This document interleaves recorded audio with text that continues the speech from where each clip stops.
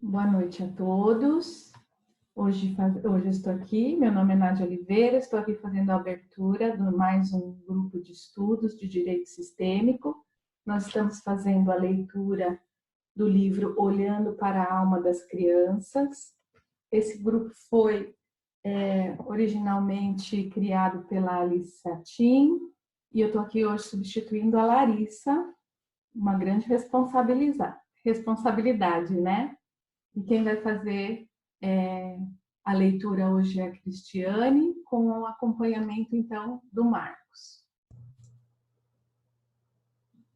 Eu queria também dar as boas-vindas a todos, dizer muito boa noite, lembrar do grupo, juntamente com o Hamilton também, né, que foi o idealizador desse grupo. Sim. E que sempre nos auxilia nessa permanência do grupo, né, esse suporte todo. Então, eu agradeço mais uma vez a presença. Hoje o professor Oswaldo estaria aqui, mas surgiu um imprevisto, e eu vou ficar com vocês, então, para fazermos a leitura e dar esse suporte necessário aí. Tá bom? Então, muito obrigado. E alguém já falou que vai ler? Já temos quem vai ler? A Cristiane vai fazer a leitura hoje. Tá certo. Tá? Podemos ir então, Cristiane. Sim, só fazendo um adendo rapidinho, mas eu creio que da página 20, a grandeza tenha sido lido no último encontro. Mas eu não sei se a gente faz a releitura, porque eu não tenho tanta certeza, só tenho a impressão que sim, ou a gente começa na ligação. Olha, eu também não sei a página correta, porque o René me falou assim, eu acho que nós lemos umas 3, 4 páginas e foi só isso. Uhum. Então ele também não sabia me falar com precisão onde parou. Ele até falou assim, eu acho que parou na constelação de Kevin, mas pelo que vocês estão comentando, parou antes. Uhum. É isso? A gente pode reler. Pode, né? Então ótimo. A grandeza. Em Londres, trabalhei com uma mulher que havia tido paralisia infantil. Andava de cadeira de rodas e tinha um marido amável, que a ajudava. Perguntei a ela, seus pais agradeceram pelo fato das coisas terem dado certo para você? Após ouvir sua resposta negativa, perguntei, você pode agradecer agora? E ela pôde fazê-lo. Então a fiz imaginar que tivesse crescido como as outras meninas e, depois, se ver crescida da forma como era na realidade. Depois perguntei a ela, o que é maior? Ela começou a chorar. Não queria responder. Perguntei novamente a ela, qual dos dois destinos é maior, o seu ou o outro? Ela disse, o meu. Havia aí uma outra força por trás. Assim, todos aqueles que têm um destino especial devem ver que há uma força especial por trás deles, desde que concordem com ele e façam algo a partir dele. É nesse sentido que trabalharei com as crianças aqui e tentarei encontrar uma boa solução. Verei se consigo mobilizar forças que provêm dos próprios pais, do próprio destino e da origem, para que, com essa força, possam comandar a própria vida de forma que sintam. A vida que tenho está certa e é boa. A ligação. Faço parte de uma família. Nossa família está ligada a algo maior, a um grupo, e este é comandado por uma consciência coletiva. Essa consciência não é consciente, é inconsciente. Essa consciência possui leis rígidas. A primeira lei rígida nessa consciência é: ninguém que pertence a ela pode ser excluído. Quando alguém é excluído, essa consciência obriga alguém que vem depois a representar esse excluído. Ou seja, sob a influência dessa consciência, o indivíduo não é livre. Quem pertence à nossa família? Sendo assim, precisamos saber quem pertence ao grupo que é comandado por essa consciência coletiva. Começando por baixo, são eles, os pais, seus irmãos, os avós e às vezes também os bisavós. Esses são os parentes consanguíneos. Também pertence ao grupo todos aqueles que cederam lugar a alguém da família em benefício de alguém da família. Por exemplo, a primeira esposa do pai, ao morrer, cede lugar à segunda. Sendo assim, ela também pertence ao grupo. Se ela e o pai tiveram apenas se separado, ela também cedeu lugar. Ela também pertence.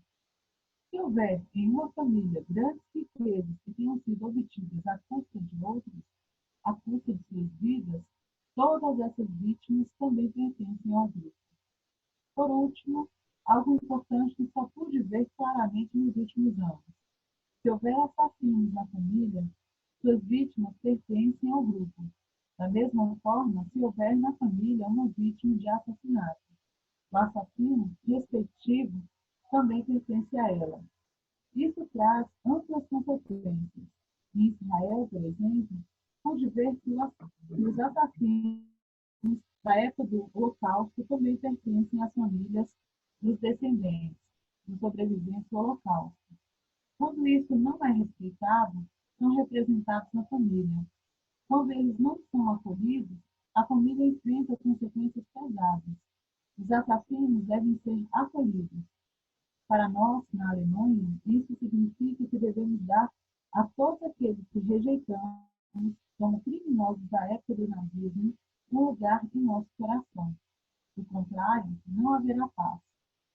Fiz uma constelação na Universidade de Ben-Gurion, em Israel. Tratava-se de uma cliente com claro risco de suicídio. Ela queria seguir aqueles de sua família que tinham sido assassinados. A bênção que a permitiu continuar viva não veio das vítimas, mas sim dos assassinos. Ver isso a abalou. Só um minutinho. Me permite, Marcos, mas ao fazer essa leitura aqui agora, me veio à mente, realmente nós já fizemos essa leitura. Já podemos, então, ir para a 25? Porque senão vão ficar vídeos repetidos, né? Eu acho, Cristiane, que a gente podia começar na 25, mas também o microfone não está muito bom, né, Marcos? Para mim, o microfone está um pouco abafado o som. Eu não sei para vocês, assim, como tá. Tá. Se alguém quiser continuar a leitura, para mim está ok. Quem gostaria de continuar? Vamos ver se o microfone está um pouco melhor.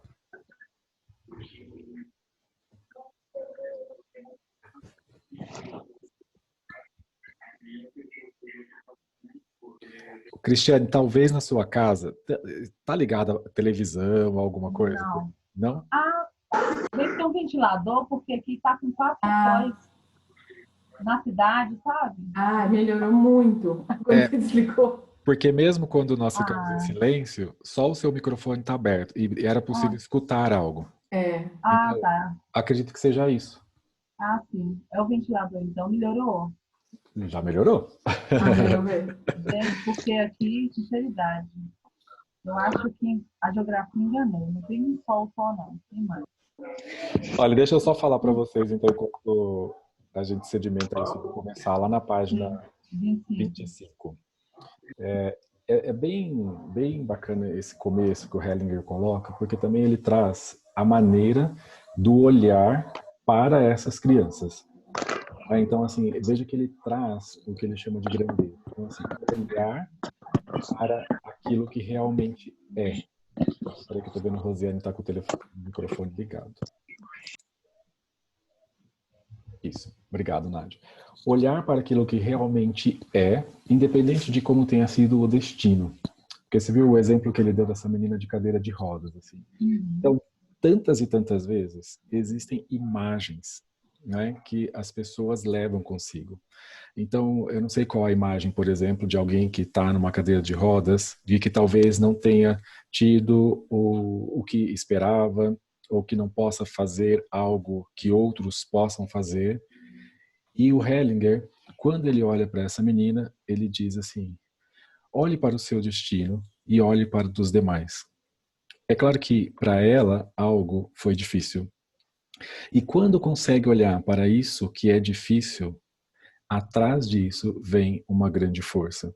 Imediatamente ela conseguiu perceber como era o destino dela e dos demais e onde tinha maior força. Né? Às vezes existe aqueles pensamentos mágicos assim de que não, eu não desejo isso para mim, eu não queria isso para mim, eu gostaria que fosse de uma outra maneira, quando aquilo vem justamente para trazer a força para que você possa seguir em plenitude, ou como ele diz, com toda essa grandeza. Então esse livro ele já começa assim, ele é muito legal porque é olhar para tudo aquilo que realmente é, com toda a sua grandeza e sem querer fazer algo para mudar isso imediatamente. Né? Então, aquela ideia de ajuda, aqui vem esse auxílio, assim como esse suporte que permanece ao lado e realmente dá o suporte apenas se necessário e aceita aquilo que é. Então, vocês vão ver no decorrer do livro que é muito bacana essa forma de auxílio, especialmente às crianças. Porque ao invés de julgar essas crianças ou querer fazer algo por essas crianças, eu olho junto com essas crianças para o grande amor dessas crianças. E aí faz toda a diferença, porque ao invés deles se sentirem excluídos ou não entendidos, eles são compreendidos, amados, se sentem amados, e aí disso emerge a força. Então, só esse começo do livro já é algo bem precioso para todos nós.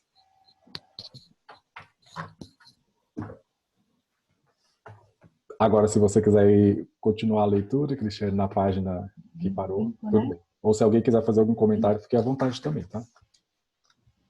Posso começar, então? Sim. Sim. Constelação com Kevin. Kevin tem 16 anos e mora há 5 por vontade própria em um orfanato. Sua mãe morreu sob circunstâncias desconhecidas. Seu pai é um músico negro e, devido à sua condição de vida, não pôde criar o filho.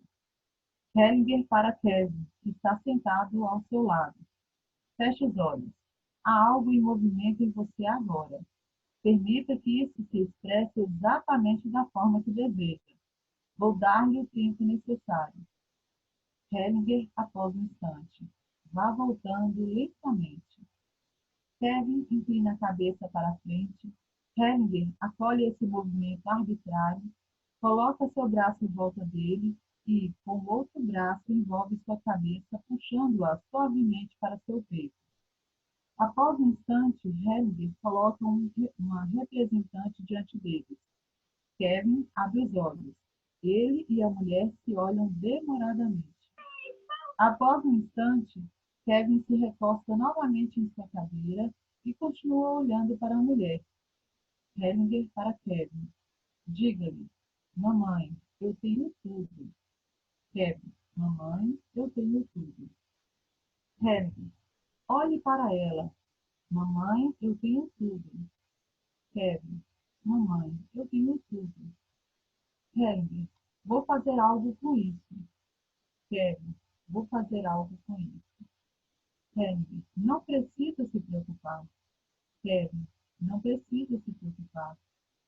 Hellinger, você pode ficar em paz agora.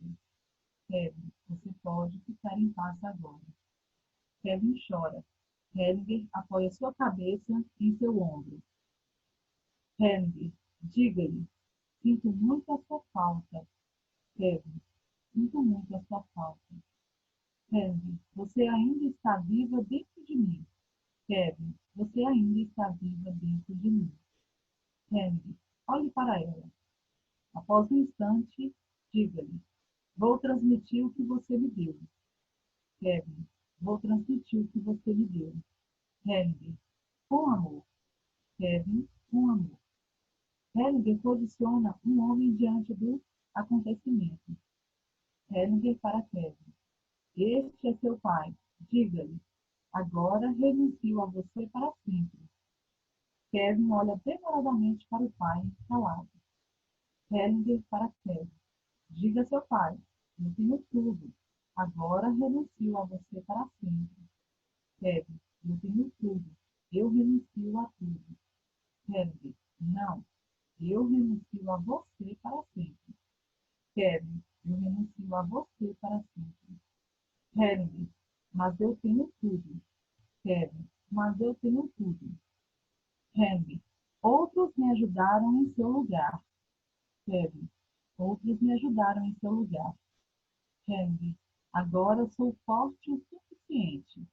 Kevin, agora sou forte o suficiente. Kevin olha mais uma vez demoradamente para o pai.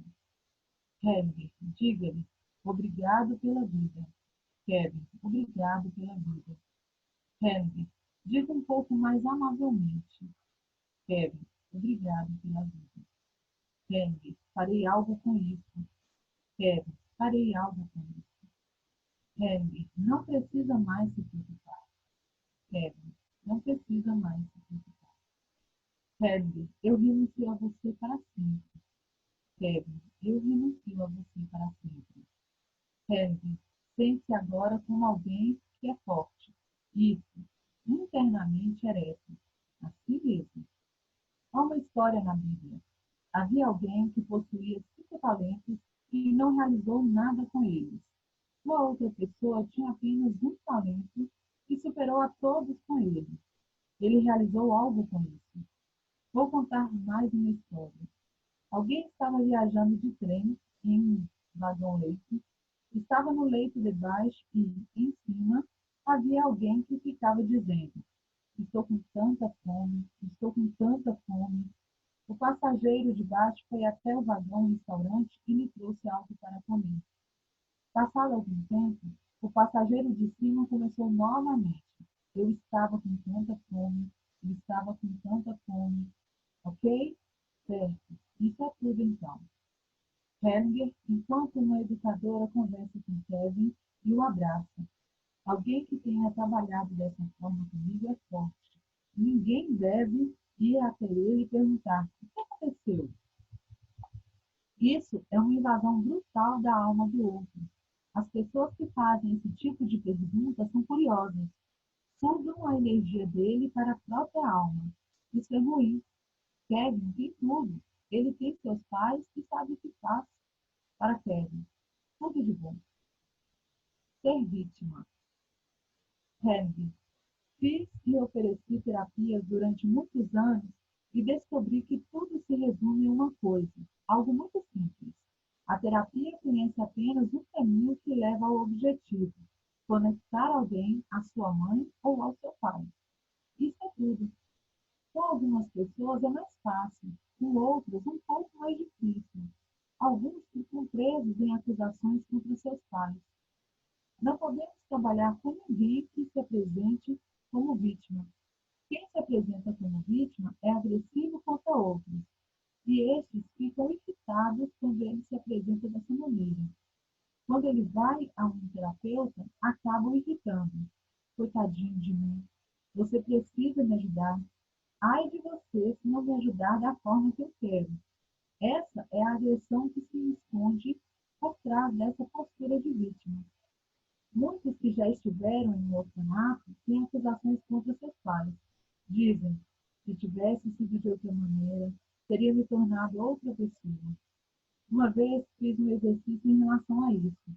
Um hipnoterapeuta dos Estados Unidos fez um exercício comigo e com outras pessoas. Ele colocou 3 retângulos no chão, um ao lado do outro. Um representava os pais ideais. Quando ficávamos sobre esse retângulo, possuíamos os pais ideais. A pergunta é: qual é a sensação? Depois, ficávamos sobre o segundo retângulo. Ele representava os piores pais que podem existir. Também aqui a pergunta foi: qual é a sensação? No terceiro retângulo, olhávamos para os nossos pais da forma que são. A pergunta: qual é a sensação? E qual foi o resultado? Qual era a sensação? A sensação era a mesma em todos os retângulos, ou seja, todos têm as mesmas chances se as desejarem. Muitos que estiveram em orfanatos ou crianças que foram adotadas sentem-se destinados a fazer acusações contra outros. Apresentam-se como vítimas para exigir compaixão. Contudo, quando alguém diz, meus pais foram assim e concordo com eles da maneira como são, meus pais foram assim e concordo com eles da maneira como são. Recebi tudo de que preciso. Outros me ajudaram e agora farei algo com isso. Essa pessoa é livre e olha para frente. Vou levá-lo ao seu pai. Helga. Vou continuar com o trabalho. Vocês são uma família? Venham até aqui. Quem de vocês é o problema? Mulher. Depois do que escutei aqui, estou achando difícil saber quem de nós é realmente o problema. Helga. Está claro que o problema está em você. Seu filho, coitado, tem que suportar. Para o grupo. Viram como ela colocou a culpa nele? Ao invés de olhar para mim, olhou para ele. Para a mulher. Você tem mais de um filho? Mulher. Sim. Helga. Quantos? Mulher. 3. Helga. Você foi casada antes? Mulher. Sim. Helga. Que casamento ele é? Ou ainda tem mais história? Mulher. Tem mais história. Foi entre meus 2 casamentos. Helga. Então ele veio entre os 2. Você tem filhos do primeiro casamento? Mulher. Sim. Quantos? Mulher. 1. Helga. Depois vem ele. E você ainda tem mais um filho? Mulher. Tenho ainda um filho com meu marido atual. Helga. E este aqui é o marido atual? Certo. O que houve com o pai desse rapaz? Mulher. Não faço ideia. Helga. O que significa não faço ideia? Mulher. Não sei o que houve com ele, o que está fazendo. Ele se foi. Helga. Você tem raiva dele? Mulher. Não mais. Helga. Ouvimos em sua voz que você tem raiva dele. Mulher. Pelo menos conscientemente não tenho raiva dele. Helga. Se você tem ou teve raiva dele, seja como for, você tem raiva daquilo que seu filho tem dele. Sabe que tem um lugar aqui no meu coração? Mulher. Não faço ideia. Helga. O pai dele tem um lugar no meu coração. É por isso que seu filho gosta de mim. É realizada uma constelação na qual esse filho é colocado diante de um representante do seu pai. Helga para o filho. Olhe para ele. Eu não sou importante. Ele é importante. Diga-lhe, por favor, olhe para mim. Filho, por favor, olhe para mim. Helga, sou seu filho. Filho, sou seu filho. Helga, olhe para a mãe e diga, olhe para ele, por favor. Filho, olhe para ele, por favor. Helga, ele é meu pai. Filho, ele é meu pai. Helga, ao ver que a mulher deseja ir para mais perto do pai do filho, siga o seu movimento. A mulher vai em sua direção lentamente. Helga, diga-lhe, eu te amei. Mulher, eu te amei. Helga, chegue mais perto. Helga, diga a ele, fiquei com muita raiva de você. Mulher, fiquei com muita raiva de você.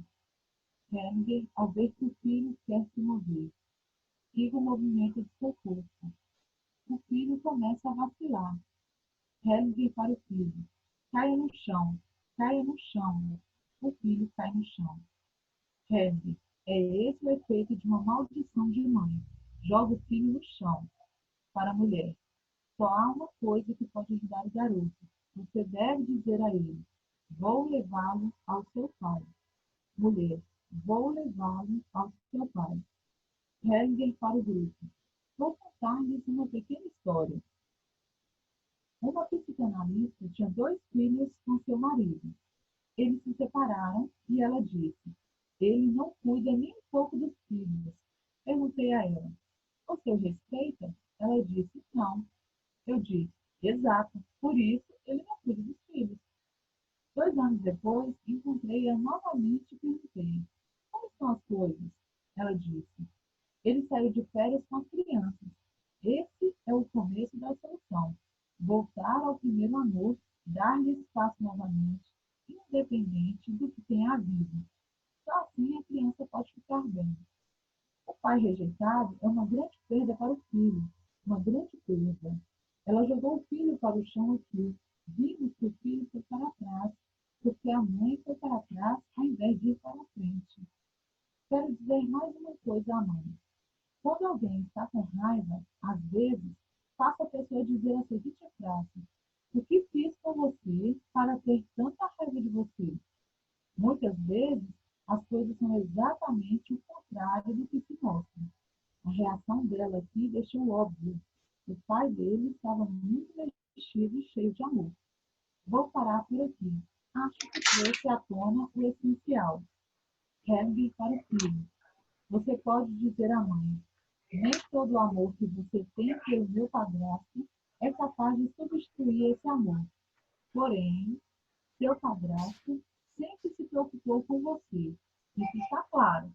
Por isso, dê a ele um lugar em seu coração ao lado de seu pai. Ele, naturalmente, tem um grande lugar em seu coração. Marcos, Ok. Vamos parar um pouquinho agora? Ok. Ficou baixo, Marcos? Não, tá bom. Tem um barulhinho no fundo assim ainda, mas não chega a atrapalhar, não.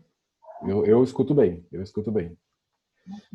Olha, eu queria perguntar para vocês, assim, lá no começo, né, quando na constelação de Kevin, o Bert pede para o filho dizer: eu renuncio a você para sempre. Como é que isso é recebido, né? E aí, assim, nós percebemos a grandeza e a coragem desse trabalho com a constelação familiar, né? Dessa abordagem, assim. Veja que o Hellinger, ele se coloca totalmente nesse movimento do espírito. O que ele está querendo dizer aqui, né? Eu renuncio a você para sempre. É o filho dizendo para o pai.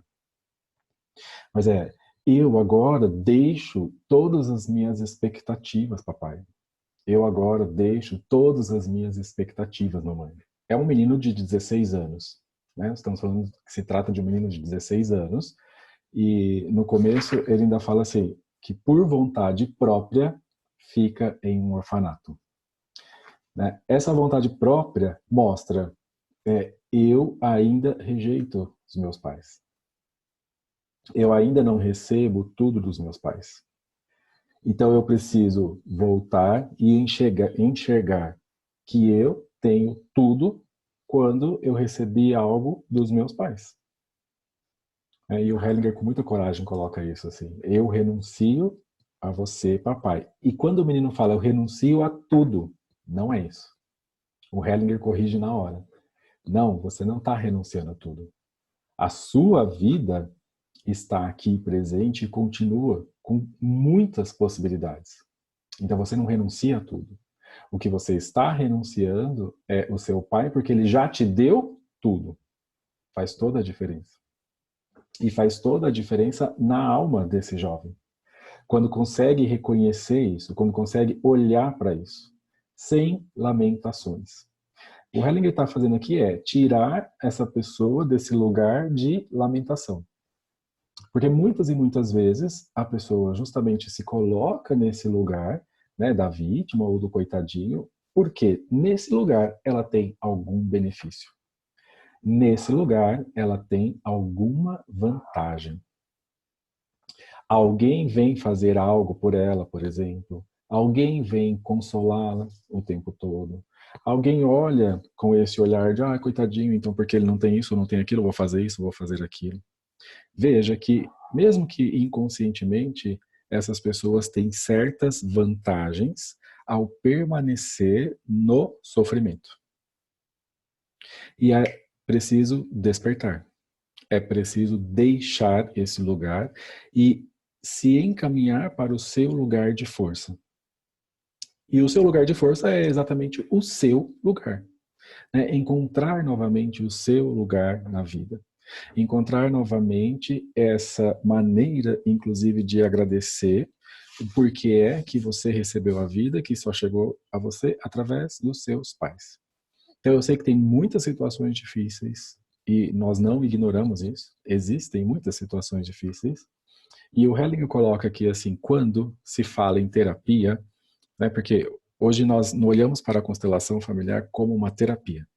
Lá atrás, Isso começou como uma terapia e já existia, né, inclusive o termo constelação familiar, mas hoje a maneira mais própria de dizer sobre a constelação é dizer que se trata de uma ciência, né, caminhando por uma ciência dos relacionamentos. A ciência das relações. Porque quando eu falo terapia, eu estou falando assim de alguém que realmente busca uma ajuda como, entre aspas, um doente. Na constelação familiar, nós não olhamos para as pessoas como um doente. Não é assim que eu olho para uma pessoa que busca uma constelação familiar. Aliás, a constelação familiar ela está hoje em diversas áreas, ou para dizer todas as áreas, porque essa é a ciência das relações, dos relacionamentos. Então, se eu vou aplicar a constelação familiar no direito, como é que eu vou falar que eu vou fazer um encontro para doentes? Veja, então não olhamos mais para a constelação familiar, e há muito tempo Hellinger não olhava para a constelação familiar como terapia. Apesar de, lá no início, ter se iniciado dessa forma. Então, eu queria colocar isso para vocês, assim, porque eu vejo tantas vezes, né, posts sobre constelação familiar, escritos sobre constelação familiar, que volta e meia voltam na constelação familiar e a intitulam como terapia. Inclusive, recentemente eu vi post assim, uma terapia que auxilia o judiciário, uma terapia que auxilia isso e aquilo. E está muito além da terapia. Né? E quando eu começo a também colocar isso dentro desse campo da terapia ou do profissional, assim, a constelação familiar quase que invade um campo destinado aos médicos, aos psicólogos, aos psiquiatras, e cada um tem o seu campo, cada um faz a sua tarefa. E ela vem, o Hellinger falava assim, deixa a constelação para o último lugar. E aí, se for necessário, ela estará lá. Alguém colocou assim, ó, que está escutando um ruído. Vocês estão escutando o meu, é o do meu microfone ou não? Não? Cláudia, o pessoal não está escutando esse ruído. Dá uma olhadinha aí se tem alguma regulagem no seu computador ou no seu celular. Tá bom? Alguém tem alguma pergunta sobre esse caso aqui? A questão de levar o filho até o pai. Alguém tem alguma dúvida?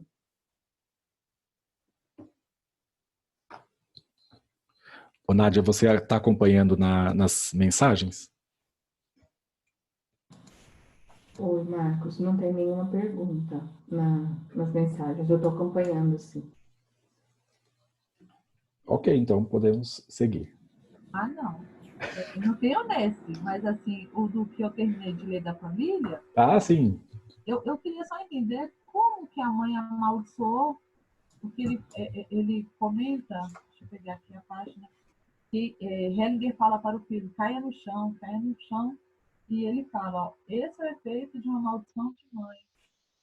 Explica melhor essa... Ah, ótimo, ótimo. Vamos falar sobre isso, porque também é forte quando eu digo assim, uma mãe que amaldiçoou o seu filho? Como é isso é possível, não é? E veja que também ela não faz isso conscientemente. Né? O sentido dessa maldição é uma mãe que, aqui na verdade houve uma transferência, né? A mãe tinha raiva do ex-parceiro, e essa raiva, claro, o filho mostra esse ex-parceiro porque é o pai dele. O filho mostra esse pai a todo instante para a mãe. Se a mãe tem raiva daquele ex-parceiro, ela também tem raiva do próprio filho, ainda que inconscientemente. E isso é uma maldição porque no seguinte sentido, filho, essa parte sua que você traz do seu pai, eu não aceito. E isso derruba a criança. Isso divide a criança. E isso, por assim dizer, mata a criança. Quando ela não pode ter em si o próprio pai ou a própria mãe. E nesse aspecto, Cristiane, é muito importante assim deixar claro a importância das despedidas. A importância de uma boa despedida com o ex-parceiro, com a ex-parceira. E eu sempre falo assim, olha, uma despedida somente se faz com amor. E aí alguém me olhou para mim e falou assim, que despedida? Como assim com amor? Sim. É olhar para aquilo que foi e agradecer. E especialmente quando dessa relação nós temos um filho. Então, ao invés de julgar aquele ex-parceiro ou ignorá-lo, que significa assim, não dar esse espaço e deixar que a raiva tome conta, na verdade eu estou transferindo toda essa raiva para o filho. E o filho sente isso. E o filho, em algum momento, vai, inclusive, por exemplo, nesse caso, ele vai se afastar dessa mãe. Porque tantas vezes o que acontece é claro que a criança, ela fica com aquele que ela entende ser o mais fraco da relação. Talvez ela tenha visto algo, né? Talvez tenham contado algo para essa criança, para esse adolescente. E ela fica com aquele que é o mais fraco, tentando salvar a relação. Já vimos aqui que isso não é possível, isso não vai dar certo. Em algum momento isso vai ficar muito pesado para a criança. Não tem como isso dar certo. Ele sai do lugar dele e se coloca acima dos pais. Então, para essa criança sair desse lugar de salvador, olhar para os pais e ter a permissão, essa é uma palavra, Cristiane, ter a permissão da mãe para amar o pai que está em si, ou seja, o pai que está nesse próprio filho. Porque é muito interessante, assim, e isso a genética e a epigenética, né, trazem para nós. Quando eu tenho um filho, toda aquela informação que está em mim, eu repasso para esse filho. Então, o pai repassa toda a informação para esse filho, a mãe repassa toda a informação dela e do sistema dela nesse filho. Então, imagine que nesse filho, ele traz toda a informação do sistema do pai. E a mãe que não aceita o pai tem que olhar para isso todos os dias. E a mãe é convidada a olhar para isso todos os dias. Então ela só vai conseguir olhar para essa criança, receber essa criança de forma completa quando ela também disser, né, sim a esse ex-parceiro, que é o pai da criança. E se ela não faz isso, ela pode cair justamente nessa palavra tão forte que o Bert trouxe, que é maldição. Amaldiçoar o filho porque não dá a permissão para esse filho amar o seu próprio pai. Respondi?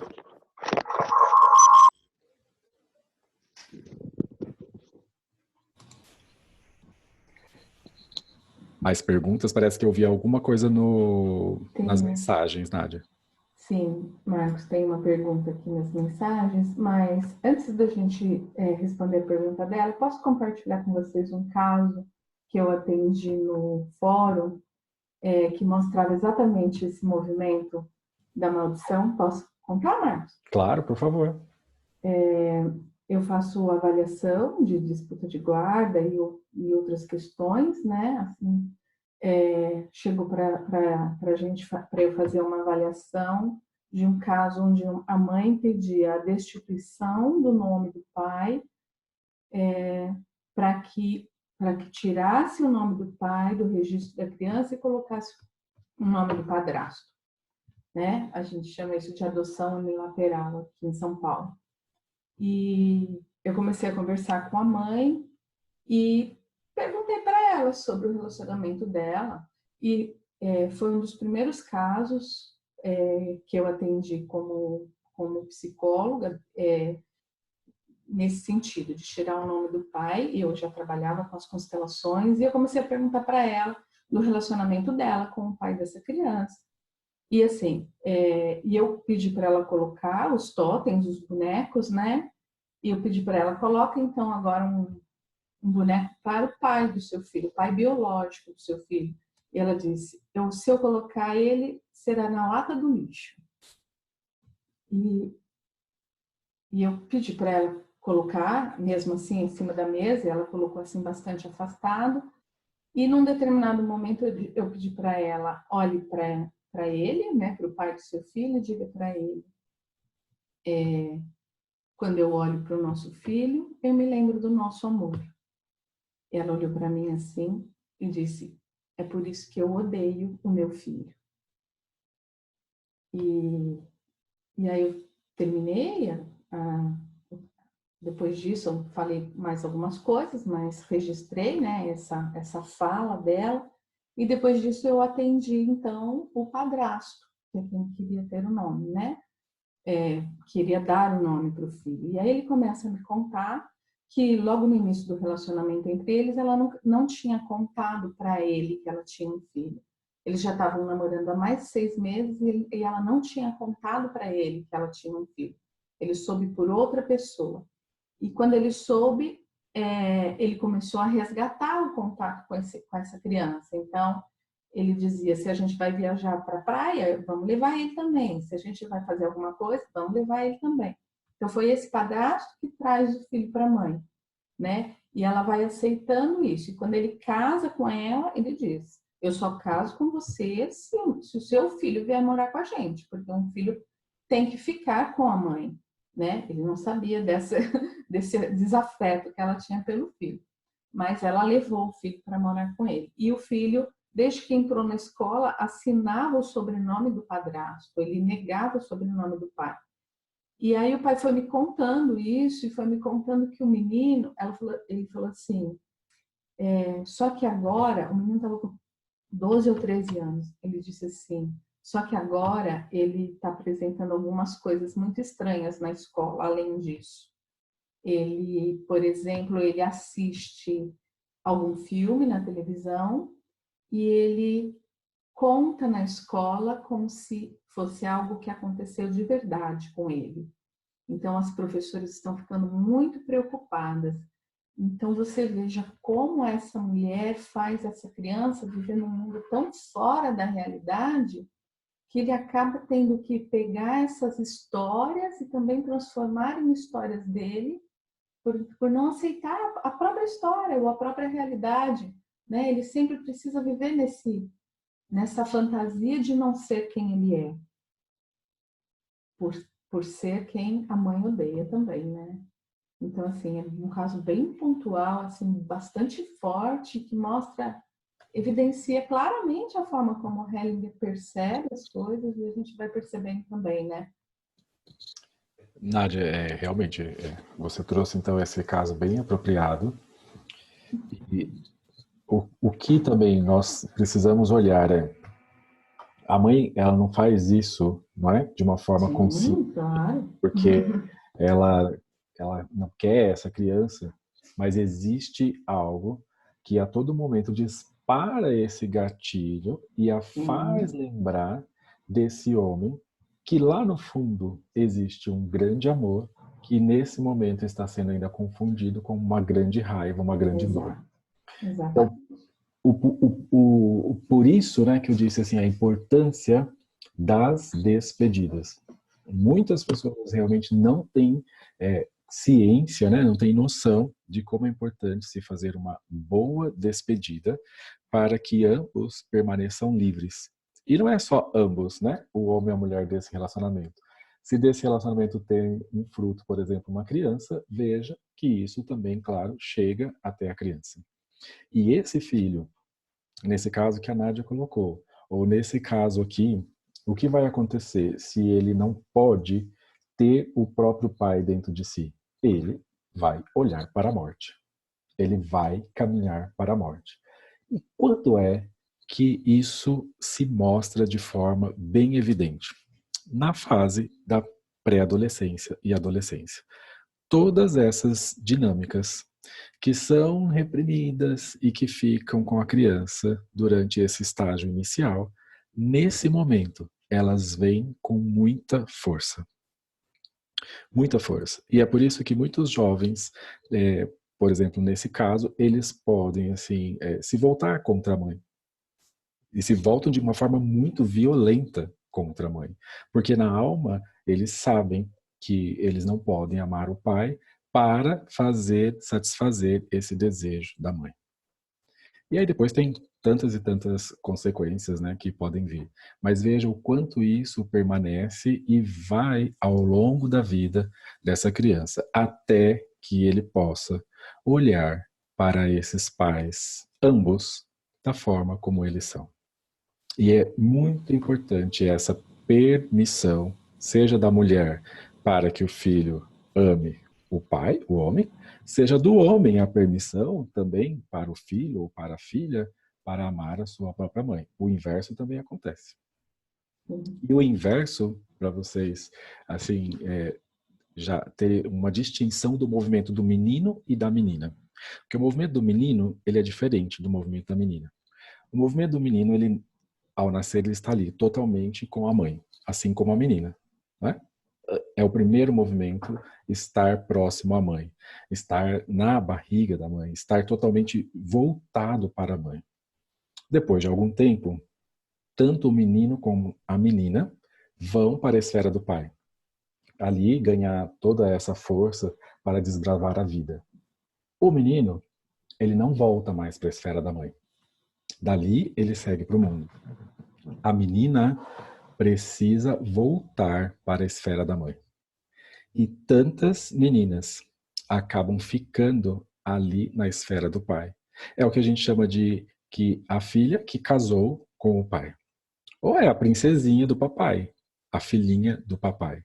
E quando a menina não faz esse movimento, tantas vezes também é porque o pai precisa dar essa permissão para que essa filha volte para a mãe e com a mãe aprenda a ser mulher. O pai não tem condições de fazer essa tarefa.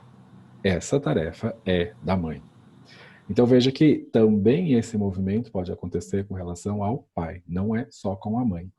Tá? E isso pode se transformar, Cristiane também, uma maldição. Negar que essa filha que está do lado do pai volte e tenha completado esse movimento junto com a mãe. Ok? Pergunta?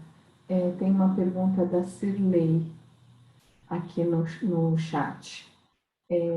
Ela pergunta assim, Marcos, sobre a renúncia do pai, não consegui entender integralmente. Quando o filho renuncia ao pai, né? Tá. Cirlei, eu quis colocar por que é que o Bert fala isso, né? Porque é uma frase forte quando você diz, né? Eu renuncio a você, papai. Parece que você está, assim, deixando o pai totalmente do lado de fora. Não, não é isso. Eu renuncio a todas as minhas expectativas que eu tenho com você, meu pai. Eu renuncio a tudo aquilo que eu ainda desejo que você me dê e que eu entendo que ainda me falta, meu pai. Aí por que eu renuncio isso? Justamente porque eu consigo entrar numa postura de que, papai, de você eu já tenho tudo. É por isso que o Bert pede para ele usar essa expressão, eu renuncio. E eu coloquei bem assim, olha, cuidado, que ele falou assim, eu renuncio a tudo. E o Bert o corrigiu. Não é renunciar a tudo. Você não está renunciando à vida com isso. Muito pelo contrário, você está se colocando numa postura de tamanho agradecimento por essa vida que você renuncia àquelas suas objeções, expectativas, tudo aquilo que você ainda cobra do seu pai. É isso que você está renunciando. Né? Especialmente também objeções que, mas meu pai fez isso, ou fez aquilo, ou não fez aquilo, fez isso. Então, assim, todas essas objeções a gente deixa cair. E esse é um movimento bastante exigente. E eu consigo chegar nisso quando eu vou me dando conta do que eu recebi o essencial do meu pai e da minha mãe. Então, é essa renúncia que o Bert está falando. Marilis quer fazer uma pergunta. Pode abrir seu microfone, Marilis. Eu fico pensando na relação com os avós. Às vezes eu falo para uma cliente assim, você está reclamando da sua sogra, a sua sogra é 20%, 25% do seu filho ou da sua filha. Você não gosta do seu 25% da sua filha ou do seu filho. Eu amo meu filho. Aí começa, né? Mas, além disso, eu fiquei pensando um filho, vamos supor, a mãe, ela teve um grande problema com o pai dela. Então, ela nega esse pai, ela tem grandes problemas com esse pai, que é o avô daquela criança. Né? isso é transferido para essa criança. Transferido é a palavra que eu usei agora, que eu não achei outra. Mas isso está interferindo nessa criança também. Assim como essa não relação com esse ex-marido. Não amar não, né? Odiar esse ex-marido, odiar esse pai, está interferindo nesse neto. Veja, existe... Bom, primeiro deixa eu só colocar uma coisa assim. Nesses percentuais, eu tenho uma teoria que eu não fico dividindo esses 50%, 50%. Eu acho que eu já falei alguma coisa para vocês aqui, assim, né? Porque até quando eu falo da criança que olha para o papai e para a mamãe, e aqui dentro das constelações, escutamos bastante falar assim, eu sou 50% papai e 50% mamãe. Quem já escutou isso? Levanta a mão aí. Todos. Só a Sandra que não. A grande maioria. A grande maioria. E aí, Marilisa, o que eu coloco? Eu coloco assim, que olha, eu olho para esse pai como aquele que deu tudo que ele poderia ofertar para essa criança. Então, ele deu o 100% dele para essa criança. E eu olho para essa mamãe como aquela que deu tudo que correspondia a ela para essa criança. Então, são 100% também. É claro que essa dinâmica de falar 50%, eu imagino que seja para expressar que eu recebi algo do pai e algo da mãe, né? Eu recebi um pouco de cada um. Mas esse pouco, para mim, não é o pouco. Esse é o tudo que existia do pai, o tudo que existia da mãe. E eu falo para vocês, faz grande diferença na alma quando eu consigo falar e chegar nessa postura de agradecimento pelo meu pai e pela minha mãe e dizer, papai, eu recebo tudo que vem de você. Eu recebo 100% de você. Eu sou 100% você. Assim como eu recebo tudo da mamãe e eu sou 100% a mamãe. E acabam-se as divisões. E, inclusive, isso é muito interessante nas crianças. Eu vejo aqui em casa, né, isso assim, o quanto isso acalma no sentido de não precisar ficar assim, eu pareço mais com meu pai, mais com a minha mãe, eu sou mais meu pai, eu sou mais minha mãe. Isso acalma totalmente essas crianças. É bem legal essa experiência do 100% papai, 100% mamãe. De alguns workshops, assim, tenho recebido relatos bem interessantes com relação a isso, do movimento que isso provoca na alma. E aí, o segredo para a criança: não olhar para as relações. Quando eu digo criança, aquele que veio depois, tá, Marilis? Alguém que está olhando para a sogra, então assim, que veio antes. Eu não olho para as relações. Porque se eu pegar, assim, uma criança, tem o pai e a mãe, e depois vamos colocar pelo menos os avós aqui. Avós paternos e maternos. Certo? E daí já vem a relação sogra e sogro também. Né? São os avós que estão aí. Então, quando eu olho aqui, à minha direita, para a relação que vem do pai e avô paterno, eu tenho esses pilares. E o avô paterno está aqui como um desses pilares. Quando eu olho aqui à minha esquerda, que eu tenho a mãe e os avós maternos, a avó materna está de um lado que representa esse pilar. Tanto que quando vocês, assim, geralmente acontece isso, né? A avó materna, e porque então vem esse pilar da relação da mãe que chega no filho, e a mãe como aquela que acolhe, né? A mulher como aquela que dá esse afago, esse carinho.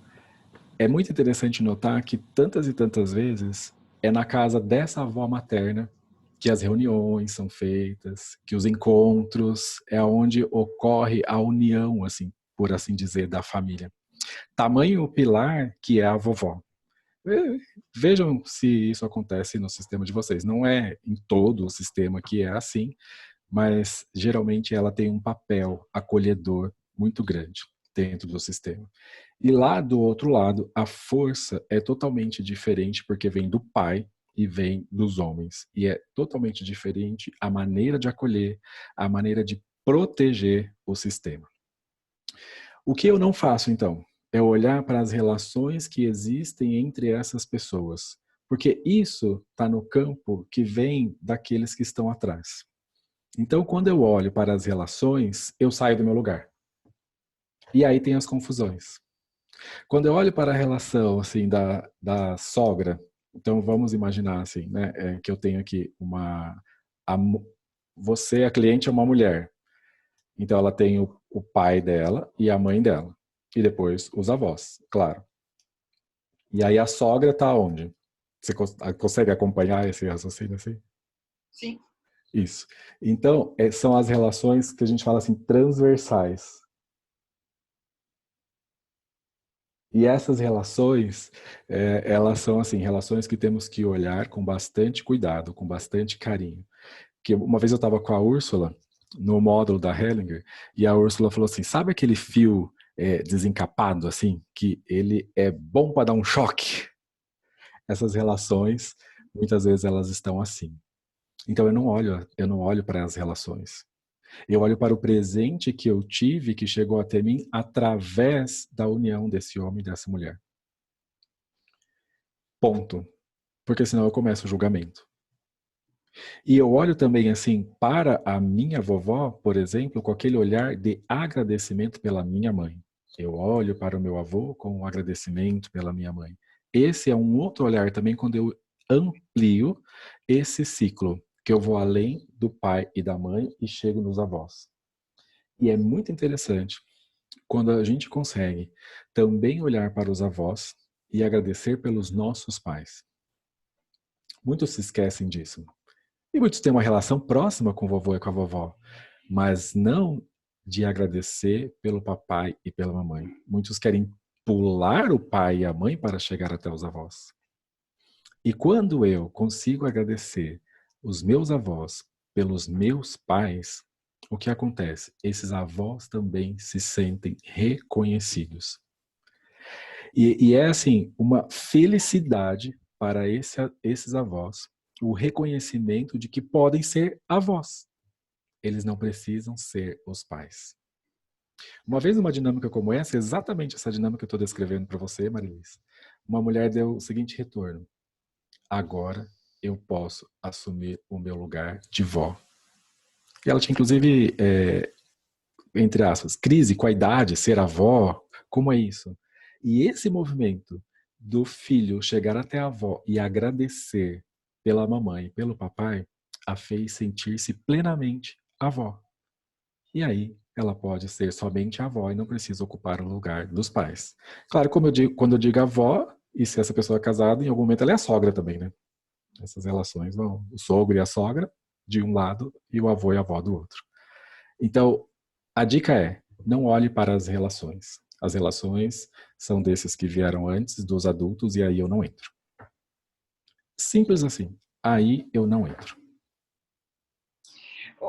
Marcos, é fantástica a tua colocação. Assim, até eu tenho essa experiência do agradecimento aos avós com a minha família, né? E realmente é fantástico. É uma delícia fazer esse movimento, né?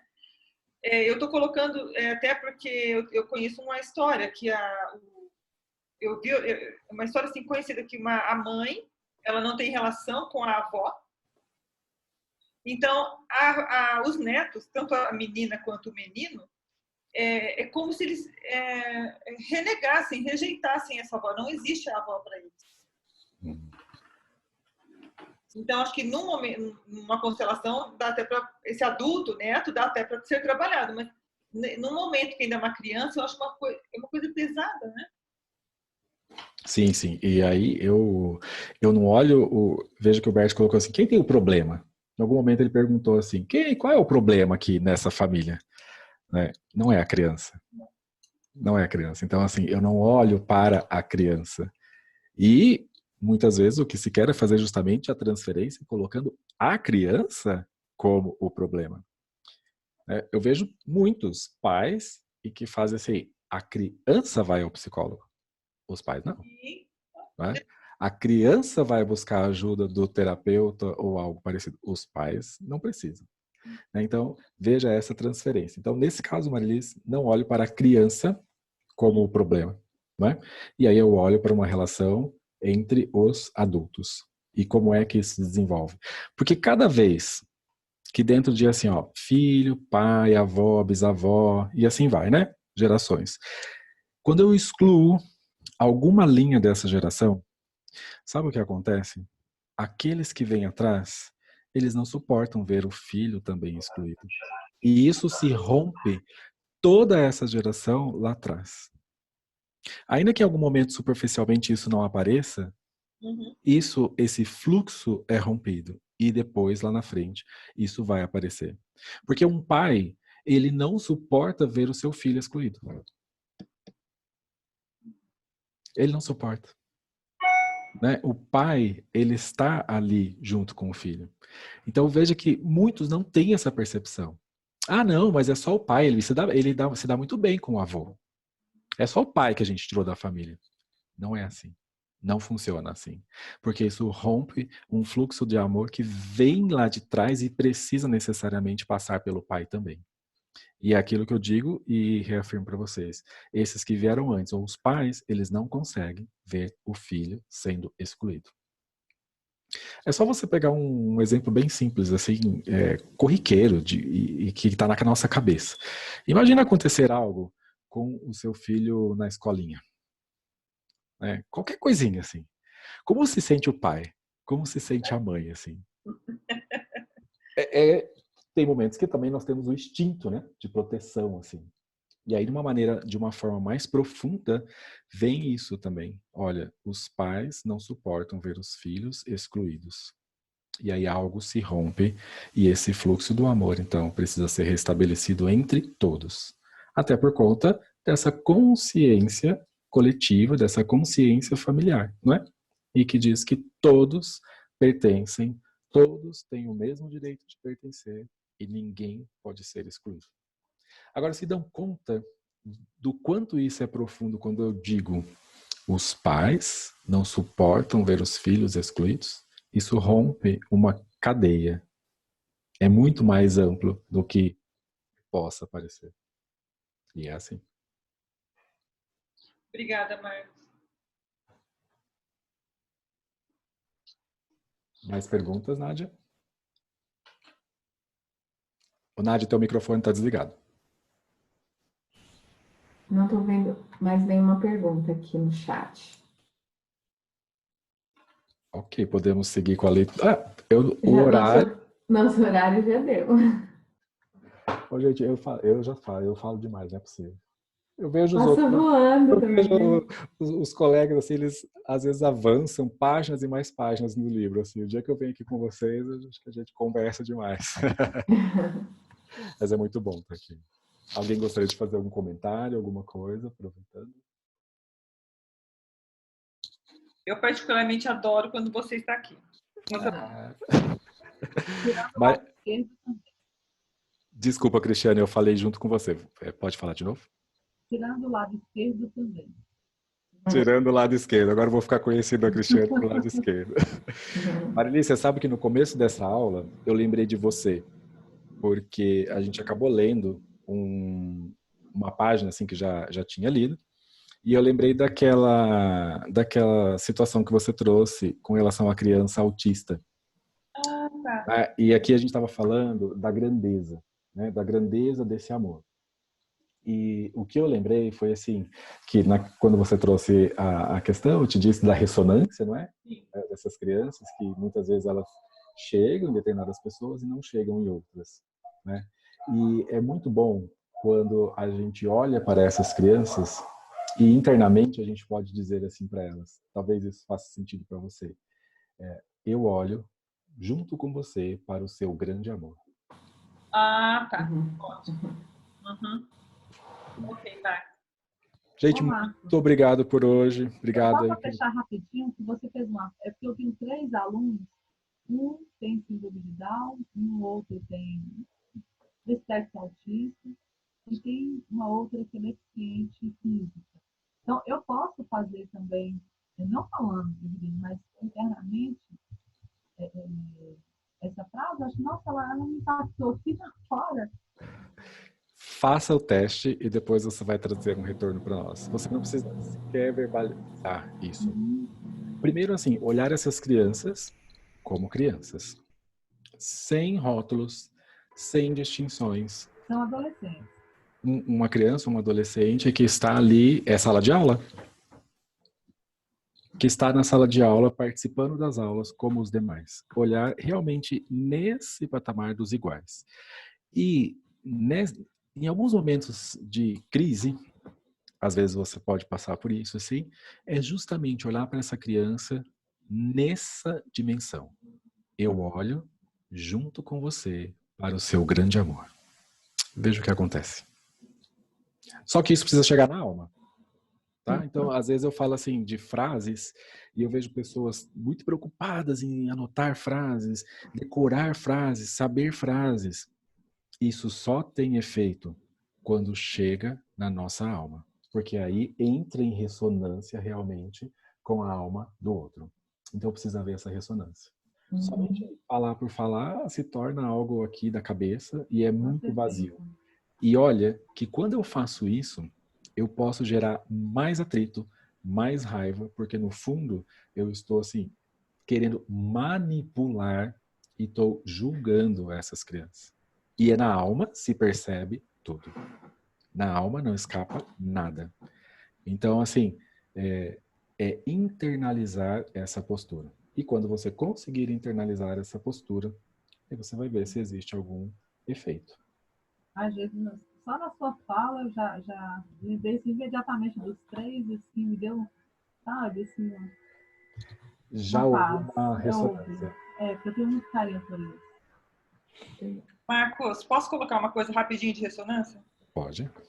Há 10 anos atrás, eu tenho uma amiga que tem um filho com um diagnóstico de autismo. E eu fui conhecer essa criança, eu tinha visto o bebezinho, depois veio o diagnóstico, eu cruzei com essa criança. E eu estava sozinha num quarto com ela. A mãe falou assim, vai ali no quarto que ele está no quarto, é um menino. E eu fui, meu coração estava muito apertado, né? Eu gosto muito da mãe, né? E uma grande amiga. E eu cheguei quieta, fui chegando perto dele, eu fui entrando, eu não conhecia a constelação, hein? Eu fui entrando assim nele, né, até que eu consegui que ele me olhasse. Eu só fiquei olhando para ele e transmitindo para ele o meu amor, o meu sentimento, só com o olhar, né? Ele não me vê sempre, hoje ele já tem 10 anos, mas quando ele me vê, ele me reconhece e ele vem com todo o amor dele para mim. É assim, é assim. É assim. As crianças sentem aonde existe essa ressonância e aonde ela pode, em última instância, ser como ela é. É isso. Ela pode ser como ela realmente é. Eu não olho para ela com um olhar de coitadinho ou de que eu vou fazer algo para que seja diferente ou eu preciso ajudá-la. É claro que se precisar fazer algo, você vai fazer, e as crianças precisam do nosso apoio, da nossa orientação. Agora, assim, quando eu consigo atravessar esse campo e olhar para a criança do jeito que ela é o suficiente para que elas possam se entregar. E aí existe uma abertura. Assim a gente tem uma abertura.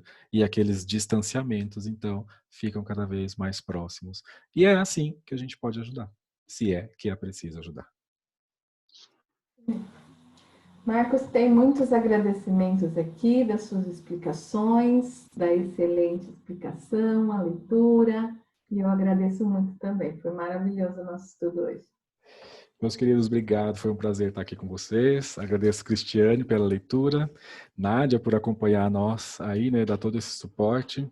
E, claro, todas as perguntas, tudo que vem assim é realmente para engrandecer o nosso estudo. Uma ótima semana a todos vocês. Muito obrigado. Boa noite a todos. Tchau.